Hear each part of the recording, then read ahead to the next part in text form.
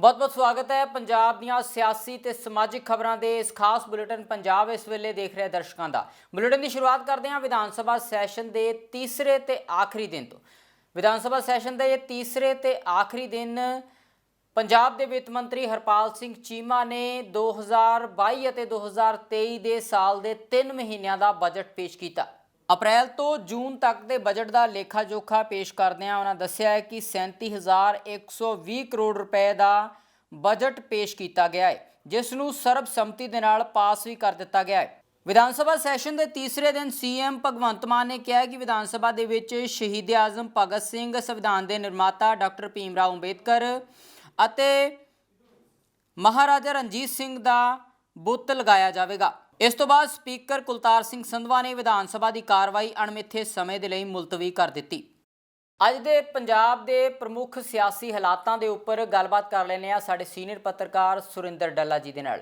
डल्ला जी, किवें देखदे हो पंजाब दे विच अज विधान सभा के सैशन का तीसरा ते आखिरी दिन सी, वड्डे फैसले भी लए गए, खास तौर पर बजट नूं लैके वड्डा बजट पेश किया गया ते नाल दी नाल भगवंत मान होना ने एक वड्डा फैसला लिया। 35,000 ਜਿਹੜੇ ਮੁਲਾਜ਼ਮ ने सरकारी मुलाजम उन्होंने पक्के करने का फैसला लिया गया। डल्ला साहब, किवें देखते हो इस फैसले ਨੂੰ? देखो, पहला तो मैं ये कहना चाहूँगा कि भगवंत मान दे हरे पेन दियां धूमां तां है जी। वो वखरी गल है कि जदों राज सभा मैंबरां दी सिफारिश होनी सी, उत्थे भगवंत मान किते ना किते नहीं अपने पंजाब दे जिहड़े दुबारा कर दूँ है ना। जगदीश जी, बहुत महत्वपूर्ण तुसीं सवाल पूछा। ये कोई दो राय नहीं है कि भगवंत मान दे हरे पेन दियां धूमां ने और अज दिन बहुत वड्डा है, शहीदी दिहाड़ा है भगत सिंह, राजगुरू ते सुखदेव दा। तिन्हां नूं कदी वख करके नहीं देखा जा सकता। हुण हरे पेन दियां धूमां ते आउणा, फिर मैं गल शहीदां दी भी जरूर करनी है। हरे पेन दे नाल कल भगवंत मान ने एक स्पीच दी, दस्तखत करके हुक्म करके चीफ सैकटरी नूं भी कहता, कहंदे कानून बनाओ, खरड़ा बनाओ, अगले विधान सभा के सैशन च पेश करो, कच्चे मुलाजम नहीं रहन देने, कंट्रैक्ट ते आउटसोर्सिंग मतलब ठेकेदारी प्रथा नौकरियां भगवंत मान चाहते हैं कि मैं खत्म कर दूंगा। चीफ सैकटरी नूं हुक्म देते। ये दो सुनेहे ने, एक तो वो 35,000 कच्चे मुलाजम जिन्हां बारे चरणजीत चन्नी ने भी कहा सी कि असीं पक्के करते। प्रैस कॉन्फ्रेंसां हो गई सी, चरणजीत चन्नी ने बोर्ड लाते सी, पंजाब च इश्तिहार छप गए सी, कच्चे मुलाजम पक्के कीते ते कहंदे फाइल गवर्नर कोले गई है, गवर्नर कोले गई हुई है फाइल। हुण की चरणजीत चन्नी पहला ये स्पष्ट करनगे भी जिहड़ी फाइल गवर्नर साहब कोले गई सी, हुण तक कोड ऑफ कंडक्ट खत्म हो गया, वो फाइल का की बनिया? तुसीं मुलाकात भी करके आए हो चन्नी साहब भगवंत मान नाल, की भगवंत मान उन्हां नूं तुसीं दस्सिआ है उस फाइल का स्टेटस? की भगवंत मान गवर्नर साहब कोले जाके उस फाइल की पैरवाई करनगे या वो फाइल गई नहीं सी, गल्लां बातां 'च ही गई सी? दूसरा, हुण भगवंत मान साहब कहंदे कानून बनावांगे विधान सभा 'च ये 35,000 मुलाजमां नूं पक्के करन दा। कि कानून बनाए बिना ये मुलाजम पक्के नहीं हो सकते या भविख दीआं नियुक्तियां नूं लैके कानून बनना है कि पंजाब 'च कोई भी नियुक्ति ठेके ते कंट्रैक्ट ते आउटसोर्सिंग ते नहीं होगी? देखो, गल्लां बहुत वड्डियां ने भगवंत मान होना दियां, उम्मीद भी बहुत ज़्यादा जगाती। हुण अज तो ही कल तो ही 35,000 मुलाजम तां चंगी नींद सुत्ते होने रात। उन्हां नूं होना भी लो जी हुण भगवंत मान ने कहता असीं पक्के हो जाएंगे, हो जाने चाहिए ने। जे सरकारां कह देण ते फिर भी मुलाजम पक्के ना होण, फिर तो बहुत बदकिस्मती वाली गल होगी। पर मैनूं लगदा है अजिहा होऊगा नहीं, क्योंकि भगवंत मान की सरकार का यह वड्डा फैसला है, वादा सी। सो ये 35,000 तो पक्के होणगे। हुण इस तो बाद दीआं नियुक्तियां लई की कंट्रैक्ट ते आउटसोर्सिंग सिस्टम खत्म होएगा? जिहड़ियां अगलियां 25,000 भर्तियां होणीआं, इहदा मतलब है वो भी रैगूलर होणगियां या वो कंट्रैक्ट ते होणगियां? हुण जदों कंट्रैक्ट सिस्टम खत्म करन नूं भगवंत मान ने कहता तो साफ हो गया कि अगलियां 25,000 नियुक्तियां भी ने जिहड़ियां वो पूरे स्केल ते होणगियां। सो मैनूं लगदा है ये सचमुच बड़ी धूम वाली गल है भगवंत मान दी। और अगर भगवंत मान अजिहा कर गए 35,000 मुलाजम पक्के करन तो बाद, देखो ये तो पक्के हो जाएंगे 35,000, क्योंकि ये तो लंबे समय तो सरकारां कोशिश कर रही ने। मुलाजमां दा संघर्ष भी है, मुलाजमां दा संघर्ष है, उन्होंने पानी हंडाया, बुछाड़ां झल्लियां ने, ਕੁੱਟਾਂ ਖਾਧੀਆਂ ਨੇ, ਧਰਨੇ ਲਾਏ ਨੇ ਧੁੱਪਾਂ 'ਚ। ਜੂਨ ਜੁਲਾਈ ਦੇ ਮਹੀਨੇ 'ਚ ਵੀ ਮੈਂ ਦੇਖਿਆ ਸੀ ਮੁਲਾਜ਼ਮ ਔਰ ਕੜਾਕੇ ਦੀ ਠੰਡ 'ਚ ਵੀ ਪ੍ਰੋਟੈਸਟ ਕਰਦੇ ਸੀ, ਤਾਂ ਵੀ ਉਹਨਾਂ ਦੇ ਪਾਣੀ ਦੀ ਬਾਛੜ ਪਾ ਦਿੰਦੇ ਸੀ ਅਫਸਰ। ਪੰਜਾਬ ਦੇ ਸੀਐਮ ਭਗਵੰਤ ਮਾਨ ਨੇ ਅੱਜ ਇੱਕ ਵੱਡੇ ਫੈਸਲੇ ਦਾ ਐਲਾਨ ਕੀਤਾ ਹੈ। ਭਗਵੰਤ ਮਾਨ ਨੇ ਲਾਈਵ ਹੋ ਕੇ ਇਸ ਫੈਸਲੇ ਦਾ ਐਲਾਨ ਕਰਦਿਆਂ ਕਿਹਾ ਹੈ ਕਿ 35,000 ਕੱਚੇ ਮੁਲਾਜ਼ਮਾਂ ਨੂੰ ਸਰਕਾਰ ਵੱਲੋਂ ਪੱਕਾ ਕੀਤਾ ਜਾਵੇਗਾ। ਭਗਵੰਤ ਮਾਨ ਨੇ ਦੱਸਿਆ ਹੈ ਕਿ ਸੀ ਅਤੇ ਡੀ ਕੈਟਾਗਰੀ ਦੇ ਸਰਕਾਰੀ ਮੁਲਾਜ਼ਮਾਂ ਨੂੰ ਪੱਕਾ ਕੀਤਾ ਜਾਵੇਗਾ। ਉਹਨਾਂ ਕਿਹਾ ਕਿ ਸਰਕਾਰ ਆਪਣੇ ਕੀਤੇ ਵਾਅਦਿਆਂ ਨੂੰ ਲਗਾਤਾਰ ਪੂਰਾ ਕਰ ਰਹੀ ਹੈ ਅਤੇ ਦਾਅਵਿਆਂ ਦੇ ਉੱਪਰ ਵੀ ਖਰੀ ਉਤਰ ਰਹੀ ਹੈ। ਗਰੁੱਪ ਸੀ ਤੇ ਗਰੁੱਪ ਡੀ ਦੇ 35,000 ਮੁਲਾਜ਼ਮ ਜਿਹੜੇ ਨੇ ਉਹਨਾਂ ਨੂੰ ਪੱਕੇ ਕਰਨ ਦਾ ਫੈਸਲਾ ਲਿਆ ਗਿਆ। ਮੈਂ ਆਪਣੇ ਸਾਰੇ ਅਫਸਰਾਂ ਨਾਲ ਮੀਟਿੰਗ ਕਰ ਲਈ। ਚੀਫ ਸੈਕਟਰੀ ਸਾਹਿਬ ਨੂੰ ਮੈਂ ਨਿਰਦੇਸ਼ ਦੇ ਦਿੱਤੇ ਨੇ ਕਿ ਇਹ ਠੇਕਾ ਪ੍ਰਣਾਲੀ ਤੇ ਆਊਟਸੋਰਸਿੰਗ ਤੋਂ ਖਹਿੜਾ ਛਡਾਓ। ਹੈਰਾਨੀ ਦੀ ਗੱਲ ਹੈ ਕਿ ਸਕੂਲ ਜਿਹੜੇ ਨੇ ਸਰਕਾਰੀ ਉਹ ਟੀਚਰਾਂ ਤੋਂ ਖਾਲੀ ਪਏ ਨੇ। ਉਸ ਸਕੂਲ ਦੇ ਸਾਹਮਣੇ ਜਿਹੜੀ ਪਾਣੀ ਦੀ ਟੈਂਕੀ ਹੈ ਉਹਦੇ ਉੱਤੇ ਜਿਹੜੇ ਐਲੀਜੀਬਲ ਟੀਚਰ ਨੇ ਉਹ ਧਰਨਾ ਦੇ ਰਹੇ ਨੇ ਉਹਦੇ ਉੱਤੇ ਚੜ੍ਹ ਕੇ ਕਿ ਸਾਨੂੰ ਰੱਖ ਲਓ ਜੀ ਨੌਕਰੀ ਕਰਕੇ। ਇਹ ਨਹੀਂ ਹੈ ਕੋਈ ਨਵੀਆਂ ਜੌਬਸ ਕ੍ਰੀਏਟ ਕਰਨੀਆਂ ਨੇ, ਹਜੇ ਉਹ ਵੀ ਕਰਾਂਗੇ, ਪਰ ਪਹਿਲਾਂ ਜੇ ਪੁਰਾਣੀਆਂ ਨੂੰ ਹੀ ਭਰ ਦਈਏ ਤਾਂ ਬਹੁਤ ਸਾਰੇ ਜਿਹੜੇ ਬੇਰੁਜ਼ਗਾਰ ਨੇ ਉਹਨਾਂ ਦੇ ਘਰਾਂ ਦੇ ਵਿੱਚ ਚੁੱਲ੍ਹੇ ਦੀ ਅੱਗ ਜਿਹੜੀ ਹੈ ਬਣ ਲੱਗੂ, ਉਹਨਾਂ ਦੇ ਘਰਾਂ 'ਚ ਖੁਸ਼ੀਆਂ ਆਉਣਗੀਆਂ। 35,000 ਗਰੁੱਪ ਸੀ ਤੇ ਗਰੁੱਪ ਡੀ ਦੇ ਜਿਹੜੇ ਮੁਲਾਜ਼ਮ ਨੇ ਕੱਚੇ, ਉਹਨਾਂ ਨੂੰ ਪੱਕੇ ਕਰਨ ਦੇ ਨਿਰਦੇਸ਼ ਦੇ ਦਿੱਤੇ ਨੇ। ਮੈਂ ਚੀਫ ਸੈਕਟਰੀ ਸਾਹਿਬ ਨੂੰ ਨਿਰਦੇਸ਼ ਦਿੱਤਾ ਹੈ ਕਿ ਅਗਲੇ ਵਿਧਾਨ ਸਭਾ ਸੈਸ਼ਨ ਤੋਂ ਪਹਿਲਾਂ ਇਸ ਕਾਨੂੰਨ ਦਾ ਮਸੌਦਾ ਬਣਾ ਕੇ ਮੈਨੂੰ ਭੇਜੋ ਤਾਂ ਕਿ ਆਪਾਂ ਵਿਧਾਨ ਸਭਾ ਦੇ ਵਿੱਚ ਉਹਨੂੰ ਮਨਜ਼ੂਰ ਕਰਕੇ ਲਾਗੂ ਕਰ ਸਕੀਏ। ਮੈਂ ਨਹੀਂ ਚਾਹੁੰਦਾ ਹੁਣ ਪੰਜਾਬ ਦੇ ਪੁੱਤਾਂ ਦੀਆਂ ਪੱਗਾਂ ਲੈਣ, ਪੱਗਾਂ ਢਹਿਣ, ਧੀਆਂ ਭੈਣਾਂ ਦੀਆਂ ਚੁੰਨੀਆਂ ਲੈਣ, ਇਹ ਲਾਠੀ ਚਾਰਜ, ਇਹ ਪਾਣੀ ਦੀਆਂ ਬਾਛੜਾਂ ਬਹੁਤ ਹੋ ਗਈਆਂ।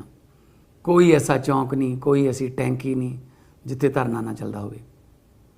ਸੋ ਮੈਂ ਇਹ ਵਾਅਦਾ ਕੀਤਾ ਸੀ ਕਿ ਜੇ ਆਮ ਆਦਮੀ ਪਾਰਟੀ ਸਰਕਾਰ ਆ ਗਈ ਤੇ ਸਾਡੇ ਕੋਲੇ ਹਰੇ ਰੰਗ ਦਾ ਪੈਨ ਆ ਗਿਆ ਤਾਂ ਪੰਜਾਬ ਧਰਨਾ ਮੁਕਤ ਹੋ ਜਾਊਗਾ, ਤੇ ਉਸੇ ਸਬੰਧ 'ਚ ਫੈਸਲਾ ਲਿਆ ਗਿਆ।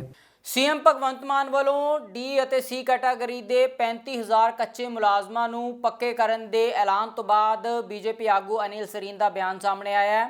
ਉਹਨਾਂ ਸਰਕਾਰ ਦੇ ਇਸ ਫੈਸਲੇ ਦਾ ਸਵਾਗਤ ਕੀਤਾ ਹੈ। ਅਨਿਲ ਸਰੀਨ ਨੇ ਕਿਹਾ ਕਿ ਸਰਕਾਰ ਨੂੰ ਇਹ ਗੱਲ ਸੁਨਿਸ਼ਚਿਤ ਕਰ ਦੇਣੀ ਚਾਹੀਦੀ ਹੈ ਕਿ ਸਰਕਾਰ ਨੇ ਜੋ ਪੱਕੇ ਕਰਨ ਦਾ ਐਲਾਨ ਕੀਤਾ ਹੈ ਉਹ ਜ਼ਰੂਰ ਲਾਗੂ ਹੋਵੇ। ਉਹਨਾਂ ਨੇ ਸਰਕਾਰ ਦੇ ਇਸ ਫੈਸਲੇ ਦਾ ਸਵਾਗਤ ਕੀਤਾ ਹੈ। ਪੰਜਾਬ ਦੇ ਮੁੱਖ ਮੰਤਰੀ ਭਗਵੰਤ ਮਾਨ ਜੀ ਨੇ ਅੱਜ ਐਲਾਨ ਕੀਤਾ ਹੈ ਕਿ 35,000 ਜਿਹੜੇ ਕੱਚੇ ਮੁਲਾਜ਼ਮ ਨੇ ਉਹਨਾਂ ਨੂੰ ਪੱਕਾ ਕੀਤਾ ਜਾਏਗਾ। ਭਾਰਤੀ ਜਨਤਾ ਪਾਰਟੀ ਇਸ ਦਾ ਸਵਾਗਤ ਕਰਦੀ ਹੈ। ਕੱਚੇ ਮੁਲਾਜ਼ਮ ਬਹੁਤ ਲੰਬੇ ਸਮੇਂ ਤੋਂ ਸੰਘਰਸ਼ ਕਰ ਰਹੇ ਸਨ ਕਿ ਉਹਨਾਂ ਨੂੰ ਪੱਕਾ ਕੀਤਾ ਜਾਵੇ। ਪਿਛਲੀ ਸਰਕਾਰ ਨੇ ਵੀ ਉਹਨਾਂ ਨੂੰ ਲਾਰਿਆਂ ਚਲਾਈ ਰੱਖਿਆ, ਔਰ ਮੈਂ ਉਮੀਦ ਕਰਦਾ, ਇੱਕ ਵਿਸ਼ਵਾਸ ਕਰਦਾ ਕਿ ਭਗਵੰਤ ਮਾਨ ਜੀ ਨੇ ਜਿਹੜੀ ਘੋਸ਼ਣਾ ਕੀਤੀ ਹੈ ਉਹਨੂੰ ਅਮਲੀ ਜਾਮਾ ਪਹਿਨਾਣਗੇ, ਔਰ ਜਿਹੜੇ 35,000 ਕੱਚੇ ਮੁਲਾਜ਼ਮ ਨੇ ਇਹ ਵਾਕਿਆ ਹੀ ਪੱਕੇ ਹੋ ਜਾਣਗੇ। ਔਰ ਮੈਂ ਇੱਕ ਭਗਵੰਤ ਮਾਨ ਜੀ ਨੂੰ ਹੋਰ ਬੇਨਤੀ ਕਰਨੀ ਚਾਹਾਂਗਾ, ਭਗਵੰਤ ਮਾਨ ਜੀ ਐਸੀ ਯੋਜਨਾ ਬਣਾਉਣਾ ਜਿਹੜੀ ਕਾਨੂੰਨੀ ਪੱਖੋਂ ਵੀ ਪੂਰੀ ਹੁੰਦੀ ਹੋਵੇ। ਇਹ ਨਾ ਹੋਵੇ ਕਿ ਤੁਸੀਂ ਇਹਨਾਂ ਨੂੰ ਪੱਕੇ ਕਰਨ ਦੀ ਗੱਲ ਕਰਦੇ ਹੋ ਤੇ ਮੁੜ ਕੇ ਹਾਈ ਕੋਰਟ 'ਚ ਜਾ ਕੇ ਜਾਂ ਹੋਰ ਕੋਰਟਾਂ 'ਚ ਜਾ ਕੇ ਇਹ ਤੁਹਾਡਾ ਫੈਸਲਾ ਜਿਹੜਾ ਹੈਗਾ ਖੜਾ ਨਾ ਹੋ ਸਕੇ। ਸੋ ਮੇਰੀ ਆਪ ਜੀ ਨੂੰ ਬੇਨਤੀ ਹੈ, ਅਸੀਂ ਮੰਗ ਕਰਦੇ ਹਾਂ ਕਿ ਤੁਸੀਂ ਜਿਹੜਾ ਵੀ ਕੰਮ ਕਰੋਗੇ, ਇਹਨਾਂ ਨੂੰ ਪੱਕੇ ਕਰਨ ਦਾ ਜਿਹੜਾ ਵੀ ਤਰੀਕਾ ਅਡਾਪਟ ਕਰੋਗੇ, ਜੋ ਪਾਲਿਸੀ ਬਣਾਓਗੇ, ਉਹ ਸਾਰੇ ਕਾਨੂੰਨੀ ਪੱਖਾਂ ਨੂੰ ਧਿਆਨ 'ਚ ਰੱਖ ਕੇ ਕਰੋਗੇ ਤਾਂ ਕਿ ਇਹ ਪੱਕੇ ਹੋ ਸਕਣ। ਪੰਜਾਬ ਸਰਕਾਰ ਵੱਲੋਂ ਰਾਜ ਸਭਾ ਦੇ ਲਈ ਨਾਮਜ਼ਦ ਕੀਤੇ ਗਏ 5 ਉਮੀਦਵਾਰਾਂ ਨੂੰ ਲੈ ਕੇ ਲਗਾਤਾਰ ਸੂਬਾ ਸਰਕਾਰ ਦੀ ਵਿਰੋਧੀਆਂ ਵੱਲੋਂ ਆਲੋਚਨਾ ਕੀਤੀ ਜਾ ਰਹੀ ਹੈ। ਖਾਸ ਤੌਰ ਤੇ ਉਮੀਦਵਾਰਾਂ ਦੇ ਪੰਜਾਬੀ ਨਾ ਹੋਣ ਨੂੰ ਲੈ ਕੇ ਲਗਾਤਾਰ ਸਿਆਸੀ ਘਿਰਾਓ ਕੀਤਾ ਜਾ ਰਿਹਾ ਹੈ। ਸ਼੍ਰੋਮਣੀ ਅਕਾਲੀ ਦਲ ਦੇ ਸੀਨੀਅਰ ਆਗੂ ਪ੍ਰੇਮ ਸਿੰਘ ਚੰਦੂ ਮਾਜਰਾ ਨੇ ਕਿਹਾ ਹੈ ਕਿ ਸਰਕਾਰ ਨੂੰ ਪੰਜਾਬੀ ਉਮੀਦਵਾਰਾਂ ਨੂੰ ਹੀ ਰਾਜ ਸਭਾ ਦੇ ਵਿੱਚ ਭੇਜਣਾ ਚਾਹੀਦਾ ਸੀ। ਉਹਨਾਂ ਨੇ ਸਵਾਲ ਖੜੇ ਕਰਦਿਆਂ ਕਿਹਾ ਹੈ ਕਿ ਪੰਜਾਬ ਦੇ ਮੁੱਦਿਆਂ ਨੂੰ ਹੁਣ ਰਾਜ ਸਭਾ ਦੇ ਵਿੱਚ ਕੌਣ ਚੁੱਕੇਗਾ। ਅੱਜ ਰਾਜ ਸਭਾ ਲਈ ਜੋ ਨਾਮਜ਼ਦਗੀਆਂ ਕੀਤੀਆਂ ਨੇ ਆਪ ਪਾਰਟੀ ਵੱਲੋਂ, ਉਹਨਾਂ ਨੇ ਪੰਜਾਬ ਦੇ ਲੋਕਾਂ ਦੇ ਮਨ ਤੇ ਬੜੀ ਠੇਸ ਪਹੁੰਚਾਈ ਆ। ਭਾਵੇਂ ਰਾਜ ਸਭਾ ਦੀ ਨਾਮਜ਼ਦਗੀ ਲਈ ਬਹੁ ਗਿਣਤੀ ਵਾਲੀ ਪਾਰਟੀ ਨੂੰ ਆਪਣਾ ਪ੍ਰੈਰੋਗੇਟਿਵ ਹੈ, ਅਧਿਕਾਰ ਹੈ, ਪਰ ਅਧਿਕਾਰਾਂ ਦੀ ਵਰਤੋਂ ਗਲਤ ਕਰਨਾ ਔਰ ਇੱਕ ਪ੍ਰਥਾ ਤੋੜਨੀ, ਇੱਕ ਪਰੰਪਰਾ ਤੋੜਨੀ, ਇਹ ਗਲਤ ਆ। ਕਿਉਂਕਿ ਪੰਜਾਬ ਤਾਂ ਪਹਿਲਾਂ ਹੀ ਦਰਦ ਹੰਢਾ ਰਿਹਾ, ਪੰਜਾਬ ਤਾਂ ਪਹਿਲਾਂ ਹੀ ਮੁਸੀਬਤ ਵਿੱਚ ਆ, ਕਿਉਂਕਿ ਪਾਪੂਲੇਸ਼ਨ ਦੇ ਆਧਾਰ ਤੇ ਰਾਜ ਸਭਾ ਵਿੱਚ ਮੈਂਬਰ ਭੇਜੇ ਜਾਂਦੇ ਨੇ ਤੇ ਪਾਪੂਲੇਸ਼ਨ ਪੰਜਾਬ ਦੀ ਘੱਟ ਆ।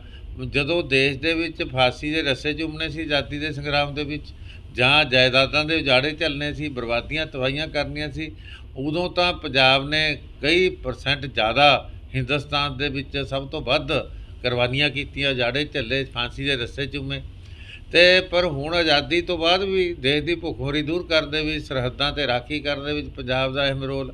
ਪਰ ਲੋਕ ਸਭਾ, ਰਾਜ ਸਭਾ ਵਿੱਚ ਪਾਪੂਲੇਸ਼ਨ ਦੇ ਆਧਾਰ ਤੇ ਨੁਮਾਇੰਦਗੀ ਹੁੰਦੀ ਆ, ਔਰ ਰਾਜ ਸਭਾ ਵਿੱਚ ਤਾਂ ਬਹੁਤ ਵੱਡਾ ਪੰਜਾਬ ਨੂੰ ਨੁਕਸਾਨ ਉਠਾਉਣਾ ਪੈ ਰਿਹਾ। ਗਵਰਨਰੀ ਰਾਜ ਲੰਮਾ ਸਮਾਂ ਰਹਿਣ ਕਰਕੇ ਇੱਕ ਹਿੰਦੁਸਤਾਨ 'ਚ ਇੱਕੋ ਸੂਬਾ ਪੰਜਾਬ, ਜਿਹਨੂੰ ਇਕੱਠੇ ਮਤਲਬ ਇੱਕਦਮ ਮੈਂਬਰ ਭੇਜਣੇ ਪੈਂਦੇ, ਨਹੀਂ ਤਾਂ ਹਰ 2 ਸਾਲਾਂ ਬਾਅਦ ਦੇਸ਼ ਦੇ ਵਿੱਚ ਹਰ ਸੂਬੇ ਨੂੰ ਮਤਲਬ 2 ਆਪਣੇ ਮੈਂਬਰ ਬਦਲੇ ਜਾਂਦੇ ਆ। 2 ਸਾਲਾਂ ਬਾਅਦ 1/3 ਪੰਜਾਬ ਦੇ ਵਿੱਚ ਨਹੀਂ ਬਦਲੇ ਜਾਂਦੇ। ਸੋ ਪੰਜਾਬ ਨੂੰ ਉਹ ਵੀ ਦੁੱਖ ਝੱਲਣਾ ਪੈ ਰਿਹਾ। ਆ ਹੁਣ ਪੰਜਾਬ ਤੋਂ ਬਾਹਰਲੇ ਨੁਮਾਇੰਦੇ ਭੇਜ ਕੇ ਤਾਂ ਮੁਸੀਬਤ ਵਿੱਚ ਖੜਾ ਕਰਤਾ, ਵਕੀਲੇ ਬਾਹਰਲਾ ਕਰਤਾ। ਜੇ ਵਕੀਲੇ ਵਿਰੋਧੀ ਹੋਊਗਾ ਤਾਂ ਹੱਕ 'ਚ ਫੈਸਲਾ ਕਿਵੇਂ ਹੋਏਗਾ? ਪੰਜਾਬ ਦੇ ਬਹੁਤ ਸਾਰੇ ਮਸਲੇ ਨੇ, ਪਾਣੀ ਦਾ ਮਸਲਾ, ਰਾਜਧਾਨੀ ਦਾ ਮਸਲਾ, ਹੋਰ ਬੜੇ ਮਸਲੇ ਨੇ ਜਿਹੜੇ ਦਿੱਲੀ ਨਾਲ ਸਿੱਧੇ ਟਕਰਾਅ 'ਚ ਨੇ। ਸੂਬਿਆਂ ਨੂੰ ਵੱਧ ਅਧਿਕਾਰ ਦੇਣ ਦਾ ਮਸਲਾ, ਤੇ ਦਿੱਲੀ ਨਾਲ ਟਕਰਾਅ ਦੇ ਵਿੱਚ ਜੇ ਵਕਾਲਤ ਕਰਨ ਵਾਲੇ ਵਕੀਲ ਦਿੱਲੀ ਦੇ ਆ ਕੇ ਭੇਜਤੇ ਤਾਂ ਫਿਰ ਪੰਜਾਬ ਦਾ ਕੌਣ ਉੱਥੇ ਕੇਸ ਲੜੇਗਾ? ਦਿੱਲੀ ਦੀਆਂ ਐਮਸੀਡੀ ਚੋਣਾਂ ਤੋਂ ਪਹਿਲਾਂ ਦਿੱਲੀ ਦੇ 5 ਨਗਰ ਨਿਗਮਾਂ ਨੂੰ ਕੇਂਦਰੀ ਕੈਬਨਿਟ ਵੱਲੋਂ ਇੱਕ ਕਰਨ ਦੇ ਫੈਸਲੇ ਦੇ ਉੱਪਰ ਮੋਹਰ ਲਗਾ ਦਿੱਤੀ ਗਈ ਹੈ ਤੇ ਹੁਣ ਇਸ ਦੇ ਉੱਪਰ ਸਿਆਸੀ ਪ੍ਰਤੀਕਰਮ ਵੀ ਆਉਣੇ ਸ਼ੁਰੂ ਹੋ ਗਏ ਨੇ। ਆਮ ਆਦਮੀ ਪਾਰਟੀ ਦੇ ਬੁਲਾਰੇ ਸੌਰਭ ਭਾਰਦਵਾਜ ਨੇ ਇਸ ਫੈਸਲੇ ਨੂੰ ਲੈ ਕੇ ਵੱਡੇ ਸਵਾਲ ਚੁੱਕੇ ਨੇ। ਉਹਨਾਂ ਕਿਹਾ ਹੈ ਕਿ ਨਗਰ ਨਿਗਮ ਚੋਣਾਂ ਦੇ ਨੇੜੇ ਜਾਣਬੁੱਝ ਕੇ ਅਜਿਹਾ ਫੈਸਲਾ ਲਿਆ ਗਿਆ ਹੈ कि आज जो खबर आ रही है ये आ रही है कि केंद्र सरकार ने अपने कैबिनेट के अंदर दिल्ली नगर निगम के तीनों इकाइयों को एक करने का एक फैसला लिया है। हम ये मानते हैं कि ये पूरी की पूरी एक्सरसाइज आज से कुछ साल पहले भी की जा सकती थी। इनकी सरकार केंद्र के अंदर पिछले 7-8 सालों से है और नगर निगम के चुनाव के बाद भी एक्सरसाइज कभी भी की जा सकती थी। जब दिल्ली नगर निगम के चुनाव पेंडिंग है तब ये एक्सरसाइज सिर्फ इसलिए की जा रही है क्योंकि भाजपा को मालूम है कि उनकी करारी हार इस बार दिल्ली में होने जा रही है और सिर्फ इलेक्शन को डिले करने के लिए ये कार्रवाई की जा रही है। 2014 में भी ठीक इसी तरीके से हार के डर से केंद्र सरकार ने दिल्ली विधानसभा के चुनाव को 1 साल तक टाला। 2014 फरवरी से लेकर 2015 फरवरी तक चुनावों को टाला गया और अंत में सुप्रीम कोर्ट के दखल के बाद केंद्र सरकार को चुनाव कराने पड़े। चुनाव आयोग जो केंद्र सरकार के दबाव में था उसको चुनाव कराने पड़े और दिल्ली वालों ने आम आदमी पार्टी को 70 में से 67 जीते दी। हमारा मानना है कि इस बार भी दिल्ली वाले मन बना चुके हैं।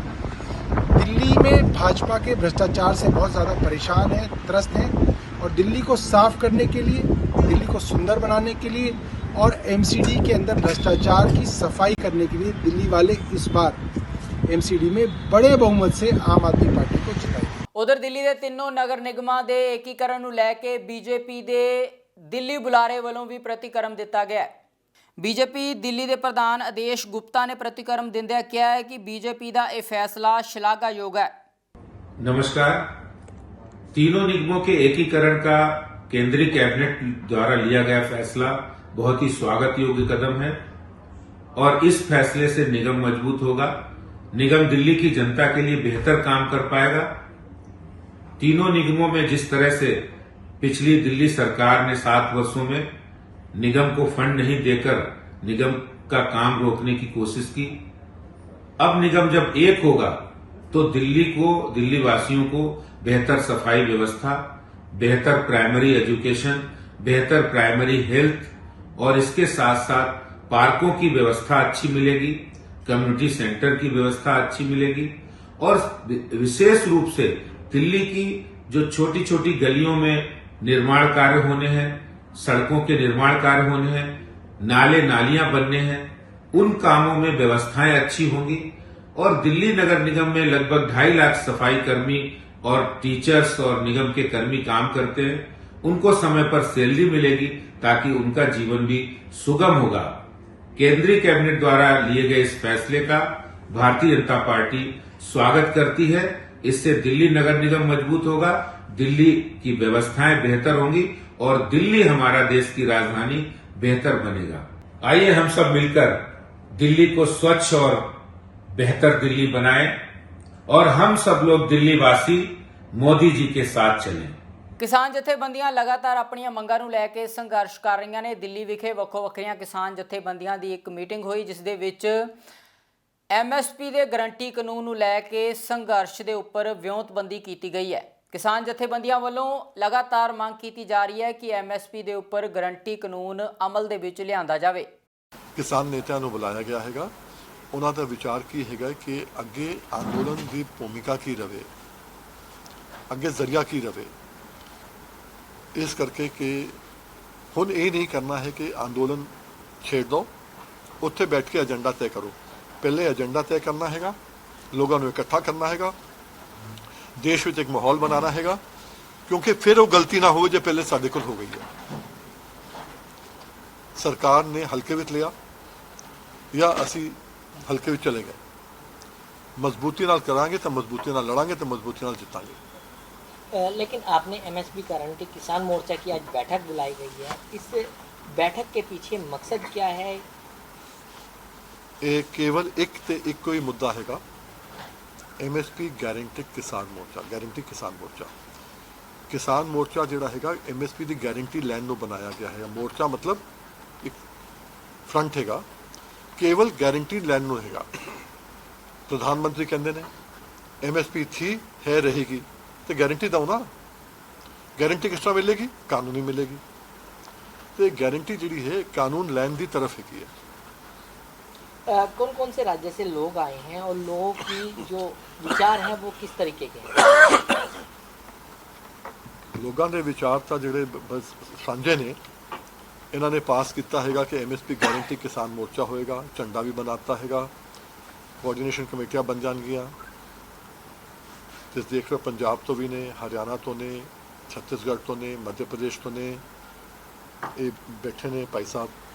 ਇਹ ਮੇਘਾਲय ਤੋਂ ਨੇ, ਸ਼ਿਲੌਂਗ ਤੋਂ ਨੇ, ਨਾਰਥ ਈਸਟ ਤੋਂ ਵੀ ਨੇ, ਤਮਿਲਨਾਡੂ ਦੇ ਵੀ ਆਏ ਨੇ, ਉੱਤਰ ਪ੍ਰਦੇਸ਼ ਦੇ ਨੇ। ਮਤਲਬ ਤਕਰੀਬਨ ਅੱਧਾ ਦੇਸ਼ ਦੇ ਕਿਸਾਨ ਨੇਤਾ ਇੱਥੇ ਨੇ।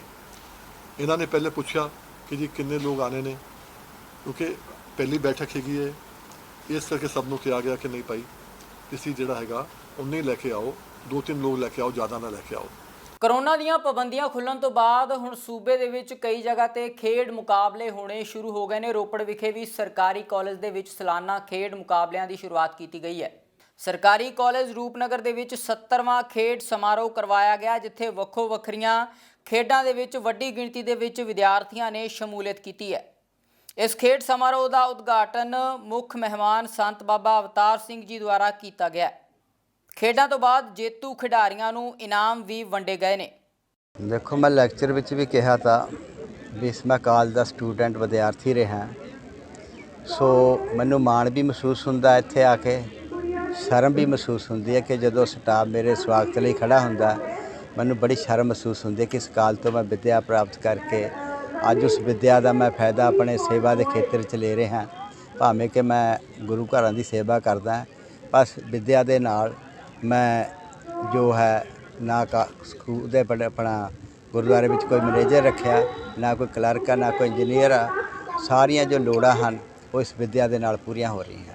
ਸੋ ਜਿਸ ਕਾਲਜ ਤੋਂ ਐਡੀ ਵਿੱਦਿਆ ਪ੍ਰਾਪਤ ਕੀਤੀ ਹੋਵੇ, ਭਾਵੇਂ ਉਸ ਟਾਈਮ ਦੇ ਬੜੀ ਥੋੜ੍ਹੀ ਵਿੱਦਿਆ ਸੀ, ਸਿੰਪਲ BA ਕਰਨੀ, ਅਤੇ ਪਰ ਉਹ ਵਿੱਦਿਆ ਦੀ ਪ੍ਰਾਪਤੀ ਦੇ ਨਾਲ ਅੱਜ ਮੈਂ ਬਹੁਤ ਸਾਰੇ ਜੋ ਹਨ ਇਸ ਦੇ ਫਾਇਦੇ ਲਿੱਤੇ ਹਨ।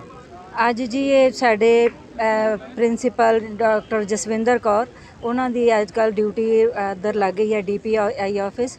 ਉਹਨਾਂ ਦੀ ਰਹਿਨੁਮਾਈ ਹੇਠ, ਉਹਨਾਂ ਦੀ ਅਗਵਾਈ ਵਿੱਚ ਇਹ ਤਿਆਰੀਆਂ ਸ਼ੁਰੂ ਹੋਈਆਂ ਸੀ, ਪਰ ਉਹ ਅੱਜ ਆਸ਼ੀਰਵਾਦ ਦੇਣ ਜ਼ਰੂਰ ਆਉਣਗੇ। ਅਤੇ ਅੱਜ ਸਾਡੇ ਮੌਜੂਦਾ ਜਿਹੜੇ ਪ੍ਰਿੰਸੀਪਲ ਨੇ ਡਾਕਟਰ ਗੁਰਪ੍ਰੀਤ ਕੌਰ, ਉਹਨਾਂ ਨੇ ਅੱਜ ਜੁਆਇਨ ਕਰਨਾ ਹੈ। ਤੇ ਅੱਜ ਜਿਹੜੀਆਂ ਕੀ ਕੁਝ ਖੇਡਾਂ ਜਿਹੜੀਆਂ ਕਰਵਾ ਰਹੇ, ਕੀ ਜਾਣਕਾਰੀ ਖੇਡਾਂ ਨੂੰ ਲੈ ਕੇ, ਕਿੰਨੀਆਂ ਖੇਡਾਂ? ਇਹ 70ਵਾਂ ਖੇਡ ਸਮਾਰੋਹ ਹੋ ਰਿਹਾ ਜੀ ਸਾਡੇ ਕਾਲਜ ਦਾ, ਅਤੇ ਵੱਧ ਚੜ੍ਹ ਕੇ ਹਿੱਸਾ ਲੈ ਰਹੇ ਨੇ ਬਹੁਤ ਬੱਚੇ। ਤੇ ਖੂਬ ਆਨੰਦ ਲੈ ਰਹੇ ਹਾਂ। ਕਿਹੜੀਆਂ ਖੇਡਾਂ ਕਰਵਾ ਰਹੇ ਤੁਸੀਂ? ਅਸੀਂ ਤਕਰੀਬਨ ਸਾਰੀਆਂ ਹੀ ਕਰਵਾ ਰਹੇ ਹਾਂ, shot put, long jump, high jump, ਦੌੜਾਂ, ਤਕਰੀਬਨ ਸਾਰੀਆਂ ਕਰਵਾ ਰਹੇ ਹਾਂ। ਵਿਧਾਨ ਸਭਾ ਚੋਣਾਂ ਤੋਂ ਬਾਅਦ ਸ਼੍ਰੋਮਣੀ ਅਕਾਲੀ ਦਲ ਵੱਲੋਂ ਲਗਾਤਾਰ ਹਾਰ ਦੇ ਕਾਰਨਾਂ ਤੇ ਵਿਚਾਰ ਵਟਾਂਦਰਾ ਕੀਤਾ ਜਾ ਰਿਹਾ ਹੈ। ਪਾਰਟੀ ਪ੍ਰਧਾਨ ਸੁਖਬੀਰ ਸਿੰਘ ਬਾਦਲ ਅੱਜ ਮਾਝੇ ਦੇ ਸ਼੍ਰੋਮਣੀ ਅਕਾਲੀ ਦਲ ਦੇ ਆਗੂਆਂ ਦੇ ਨਾਲ ਮਿਲੇ ਅਤੇ ਪਾਰਟੀ ਦੀਆਂ ਗਤੀਵਿਧੀਆਂ ਦੇ ਉੱਪਰ ਵਿਚਾਰ ਚਰਚਾ ਕੀਤੀ। ਤੁਹਾਨੂੰ ਦੱਸ ਦਈਏ, ਵਿਧਾਨ ਸਭਾ ਚੋਣਾਂ ਦੇ ਵਿੱਚ ਸ਼੍ਰੋਮਣੀ ਅਕਾਲੀ ਦਲ ਨੂੰ ਉਮੀਦ ਤੋਂ ਬਹੁਤ ਘੱਟ ਸੀਟਾਂ ਮਿਲੀਆਂ ਸਨ, ਜਿਸ ਤੋਂ ਬਾਅਦ ਲਗਾਤਾਰ ਸ਼੍ਰੋਮਣੀ ਅਕਾਲੀ ਦਲ ਵੱਲੋਂ ਵਿਚਾਰ ਵਟਾਂਦਰਾ ਕਰਕੇ ਹਾਰ ਦੇ ਕਾਰਨਾਂ ਨੂੰ ਸਮਝਣ ਦੀ ਕੋਸ਼ਿਸ਼ ਕੀਤੀ ਜਾ ਰਹੀ ਹੈ। ਇਸੇ ਦੇ ਤਹਿਤ ਸ਼੍ਰੋਮਣੀ ਅਕਾਲੀ ਦਲ ਦੇ ਪ੍ਰਧਾਨ ਸੁਖਬੀਰ ਸਿੰਘ ਬਾਦਲ ਅੱਜ ਮਾਝਾ ਵਿਖੇ ਪਹੁੰਚੇ, ਜਿੱਥੇ ਮਾਝੇ ਦੇ ਵੱਡੇ ਆਗੂਆਂ ਦੇ ਨਾਲ ਅੱਜ ਉਹਨਾਂ ਨੇ ਮੁਲਾਕਾਤ ਕੀਤੀ ਹੈ। ਯੂਕਰੇਨ ਤੇ ਰੂਸ ਦਰਮਿਆਨ ਜੰਗ ਦਾ ਸੰਕਟ ਲਗਾਤਾਰ ਬਰਕਰਾਰ ਹੈ। ਅਜਿਹੇ ਵਿੱਚ ਵੱਡੀ ਗਿਣਤੀ ਦੇ ਵਿੱਚ ਭਾਰਤੀ ਵਿਦਿਆਰਥੀ ਭਾਰਤ ਵਾਪਸ ਪਰਤ ਆਏ ਨੇ, ਪਰ ਵਿਦਿਆਰਥੀਆਂ ਨੂੰ ਹੁਣ ਆਪਣੀ ਪੜ੍ਹਾਈ ਦੀ ਚਿੰਤਾ ਹੈ। ਵਿਦਿਆਰਥੀਆਂ ਵੱਲੋਂ ਪੜ੍ਹਾਈ ਪੂਰੀ ਕਰਵਾਉਣ ਨੂੰ ਲੈ ਕੇ ਲਗਾਤਾਰ ਸਰਕਾਰ ਤੋਂ ਮੰਗ ਕੀਤੀ ਜਾ ਰਹੀ ਹੈ। ਮਾਨਸਾ ਵਿਖੇ ਵਿਦਿਆਰਥੀਆਂ ਵੱਲੋਂ ਇਕੱਠੇ ਹੋ ਕੇ ਇੱਕ ਮੰਗ ਪੱਤਰ ਮਾਨਸਾ ਦੇ ਡੀਸੀ ਨੂੰ ਦਿੱਤਾ ਗਿਆ ਹੈ ਅਤੇ ਪੜ੍ਹਾਈ ਸੰਬੰਧੀ ਮੰਗ ਰੱਖੀ ਗਈ ਹੈ ਕਿ ਸਰਕਾਰ ਵੱਲੋਂ ਉਹਨਾਂ ਦੀ ਪੜ੍ਹਾਈ ਪੂਰੀ ਕਰਵਾਉਣ ਨੂੰ ਲੈ ਕੇ ਪ੍ਰਬੰਧ ਕੀਤੇ ਜਾਣ। ਯੂਕਰੇਨ ਤੇ ਰਸ਼ੀਆ ਦਾ ਜੋ ਜੰਗ ਚੱਲ ਰਹੀ ਹੈ, ਇਹਦੇ ਮਾਮਲੇ 'ਚ ਅਸੀਂ ਮਿਲਣ ਆਏ ਸੀ। ਮਾਮਲਾ ਇਹ ਹੈ ਕਿ ਸਾਡੇ ਬੱਚੇ ਯੂਕਰੇਨ ਦੇ ਵਿੱਚ MBBS ਕਰਨ ਲਈ ਗਏ ਹੋਏ ਸੀਗੇ। ਉੱਥੇ ਹਾਲਾਤ ਬਹੁਤ ਖਰਾਬ ਹੋ ਗਏ, ਉਹਨਾਂ ਨੂੰ ਜਾਨਾਂ ਬਚਾ ਕੇ ਆਉਣਾ ਬੜਾ ਮੁਸ਼ਕਲ ਹੋਇਆ, ਬੜੀ ਮੁਸ਼ਕਲ ਨਾਲ ਆਏ ਨੇ। ਪਰ ਹੁਣ ਅਸੀਂ ਮੰਗ ਕਰਨ ਆਏ ਸੀ, ਜਿਵੇਂ ਕੱਲ੍ਹ ਹੀ ਫੈਸਲਾ ਕੀਤਾ ਕਰਨਾਟਕਾ ਸਰਕਾਰ ਨੇ ਵੀ ਉਹਨੂੰ ਟੈਂਪਰੇਰੀ ਤੌਰ ਤੇ ਆਪਦੀ ਸਟੇਟ ਦੇ ਬੱਚਿਆਂ ਨੂੰ ਟੈਂਪਰੇਰੀ ਦਾਖਲਾ ਦੇਣਗੇ। ਅਸੀਂ ਵੀ ਚਾਹੁੰਦੇ ਹਾਂ ਪੰਜਾਬ ਸਰਕਾਰ ਵੀ ਸਾਡੇ ਬੱਚਿਆਂ ਨੂੰ, ਪੰਜਾਬ ਦੇ ਬੱਚਿਆਂ ਨੂੰ ਟੈਂਪਰੇਰੀ ਦਾਖਲਾ ਦੇਵੇ ਤੇ ਉਹਦੀ ਪੜ੍ਹਾਈ ਚਾਲੂ ਕਰੇ, ਤਾਂ ਜੋ ਪੜ੍ਹਾਈ ਦਾ ਨੁਕਸਾਨ ਨਾ ਹੋਵੇ। ਕਿਉਂਕਿ ਅਸੀਂ ਬਹੁਤ ਜ਼ਿਆਦਾ ਪੈਸਾ ਲਾ ਕੇ ਵੀ ਮਿਡਲ ਕਲਾਸ ਹੋਣ ਦੇ ਬਾਵਜੂਦ ਵਿੱਤ ਤੋਂ ਬਾਹਰ ਪੈਸਾ ਲਾ ਕੇ ਡਾਕਟਰ ਬਣਾਉਣ ਦਾ ਸੁਪਨਾ ਦੇਖਿਆ ਸੀ ਬੱਚਿਆਂ ਨੇ ਡਾਕਟਰ ਬਣਨ ਦਾ ਸੁਪਨਾ ਦੇਖਿਆ ਸੀ। ਉਹ ਸੁਪਨਾ ਪੂਰਾ ਹੋ ਸਕੇ ਤੇ ਆ ਕੇ ਆਪਣੇ ਦੇਸ਼ ਦੇ ਲੋਕਾਂ ਦੀ ਸੇਵਾ ਵੀ ਕਰ ਸਕੇ। ਸਰ ਮਸਲਾ ਤਾਂ ਇਹ ਹੈ, ਜੋ ਸਾਡੀ ਯੂਕਰੇਨ ਤੋਂ ਵਾਪਸ ਪਰਤੇ ਨੇ, ਜੋ ਯੂਕਰੇਨ ਤੇ ਰਸ਼ੀਆ ਦੀ ਲੜਾਈ ਤੋਂ ਬਾਅਦ ਜੋ ਸਟੂਡੈਂਟ ਆ ਵਾਪਸ ਆਏ ਨੇ, ਤਾਂ ਸਾਡੀ ਜੋ ਮੇਨ ਗੱਲ ਹੈਗੀ ਵੀ ਸਾਡਾ ਪੜ੍ਹਾਈ ਦਾ ਮੁੱਦਾ ਹੈਗਾ, ਜਿਸ ਲਈ ਅਸੀਂ ਯੂਕਰੇਨ ਗਏ ਸੀ। ਤਾਂ ਉਹ ਸਾਡੀ ਪੜ੍ਹਾਈ ਹੈਗੀ, ਵਾਰ ਦੇ ਕਾਰਨ ਸਾਡੀ ਪੜ੍ਹਾਈ ਦਾ ਲਾਸ ਹੋ ਰਿਹਾ ਹੈਗਾ ਅਤੇ ਅਸੀਂ ਲੱਖਾਂ ਰੁਪਈਆ ਉਹਦੇ 'ਤੇ ਲਾ ਕੇ ਗਏ ਸੀ ਅਤੇ ਟਾਈਮ ਵੀ ਬਹੁਤ ਸਾਡਾ ਚਲਾ ਗਿਆ ਅਤੇ ਹੁਣ ਸਾਨੂੰ ਉੱਥੇ ਪੜ੍ਹਾਈ ਦਾ ਕੋਈ ਅਸਾਰ ਨਹੀਂ ਦਿਖ ਰਿਹਾ। ਇਸ ਲਈ ਅਸੀਂ DC ਸਾਹਿਬ ਨੂੰ ਇੱਕ ਮੰਗ ਪੱਤਰ ਦੇਣ ਆਏ ਸੀ, ਜਿਹਦੇ ਥਰੂ DC ਸਾਹਿਬ ਦੇ ਥਰੂ ਵੀ ਪੰਜਾਬ ਸਰਕਾਰ ਅਤੇ ਸੈਂਟਰ ਦੀ ਸਰਕਾਰ ਨੂੰ ਵੀ ਸਾਡੀ ਜੋ ਵੀ ਪੜ੍ਹਾਈ ਹੈਗੀ ਉਹ ਸਾਡੀ ਇੱਕ ਪ੍ਰਕਾਰ ਤੋਂ ਵੀ ਇੰਡੀਆ ਵਿੱਚ ਚਲਾਈ ਜਾਵੇ। ਇਹ ਤੁਹਾਨੂੰ ਪਤਾ ਹੀ ਯੂਕਰੇਨ 'ਚ ਜਿਹੜਾ ਵਾਰ ਚੱਲ ਰਹੀ ਹੈ ਅਤੇ ਸਾਡੇ ਮਾਨਸਾ ਜ਼ਿਲ੍ਹਾ ਦੇ ਵੀ ਤਕਰੀਬਨ 25 ਬੱਚੇ ਜਿਹੜੇ ਉੱਥੇ MBBS ਕਰਨ ਗਏ ਸੀ, ਉਹ ਸੇਫਲੀ ਹੁਣ ਮਾਨਸਾ 'ਚ ਵਾਪਸ ਆ ਗਏ ਅਤੇ ਬੱਚਿਆਂ ਨੇ ਮੰਗ ਪੱਤਰ ਰਾਹੀਂ ਸਾਡੀ ਪੰਜਾਬ ਸਰਕਾਰ ਨੂੰ, ਸੈਂਟਰ ਸਰਕਾਰ ਨੂੰ ਬੇਨਤੀ ਕੀਤੀ ਹੈ ਕਿ ਕਿਉਂਕਿ ਇਹ ਹੁਣ ਉੱਥੇ ਪੜ੍ਹਾਈ ਲਈ ਵਾਪਸ ਨਹੀਂ ਜਾਣਾ ਚਾਹੁੰਦੇ ਅਤੇ ਇਹਨਾਂ ਦੀ ਜਿਹੜੀ ਰਹਿੰਦੀ ਪੜ੍ਹਾਈ ਆ ਉਹ ਜਿਹੜੀ ਆ ਇੱਥੇ ਹੀ ਕਰਵਾਈ ਜਾਵੇ। ਇਸ ਸੰਬੰਧੀ ਇਹਨਾਂ ਮੰਗ ਪੱਤਰ ਦਿੱਤਾ, ਅਸੀਂ ਜਿਹੜੀ ਪੰਜਾਬ ਸਰਕਾਰ ਨੂੰ ਅਤੇ ਸੈਂਟਰ ਸਰਕਾਰ ਨੂੰ ਇਹਨਾਂ ਦੀ ਬੇਨਤੀ ਭੇਜ ਰਹੇ ਹਾਂ। ਸੂਬੇ ਦੀਆਂ ਪ੍ਰਮੁੱਖ ਸਿਆਸੀ ਤੇ ਸਮਾਜਿਕ ਖਬਰਾਂ ਦੇ ਇਸ ਖਾਸ ਬੁਲੇਟਿਨ ਦੇ ਵਿੱਚ ਫਿਲਹਾਲ ਇੰਨਾ ਹੀ। ਹੁਣ ਮੈਨੂੰ ਦਿਓ ਇਜਾਜ਼ਤ। ਧੰਨਵਾਦ।